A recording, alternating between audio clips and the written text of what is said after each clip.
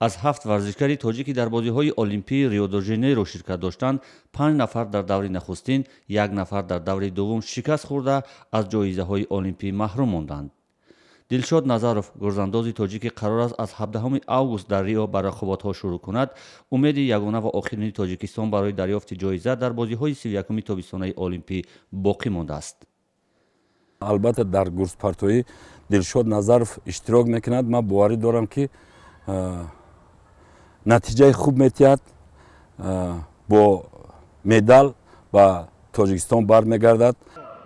аз ҳоло барои варзишгарони тоҷик олимпиадаи Рио номуваффақ унвон мешавад ва гуфта мешавад ки онҳо ба мусобиқот тайёрии зарурӣ надидаанд. имрӯз дигар вақти он нест ки куркурона бетайёрӣ мо ба бозиҳои олимпӣ сафар кунем.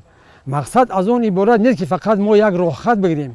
варзишгарони тоҷик тамринро ба сабабҳои сармоягузории нокофӣ дер оғоз мекунанд ва ба қавли устодони варзиш ин омил ба иштироки тими Тоҷикистон таъсир кардааст. бисёр камбудиҳои ҷиддӣ дар худи федератсияҳо дида мешуд. шояд ки имрӯз имсол дар ин 4 солаи охир яъне ки дар ғафлат мондем ва худро бовар кунондем ки як ҷудошавӣ як маблағи ночизе ки барои стипендия барои варзишгарон ҷудо шудааст ва фикр кардем ки мо аз ҳисоби ҳамин стипендия кӯмаки ночиз ҳам омода мешавем ва ҳам роҳхати бозиҳои олимпиро мегирем. ин тамоман хато аст. иллати бохти варзишгарони тоҷик дар бозиҳои олимпии Риоро мухлисон камтаваҷҷӯҳӣ ба тамрини варзишгарон ном мебаранд. дастгирӣ камтар аст. он спонсорҳое ки бисёр ваъда доданд ба ваъдаҳошон ваъдахилофӣ карданд.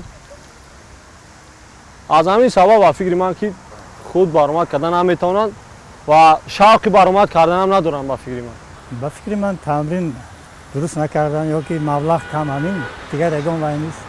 шояд тайёр набудам, мумкин аст рақиби ва ё аз ино хеле пурқувваттар будам. то анҷоми бозиҳои олимпии Рио-де-Жанейро 5 рӯз боқӣ мондааст ва дар баробари Тоҷикистон 3 кишвари дигари шӯравии собиқ Туркманистон, Молдова ва Латвия низ ҳанӯз медал ба даст наовардаанд. Барод Юсуфӣ, Радиои Озодӣ, Душанбе.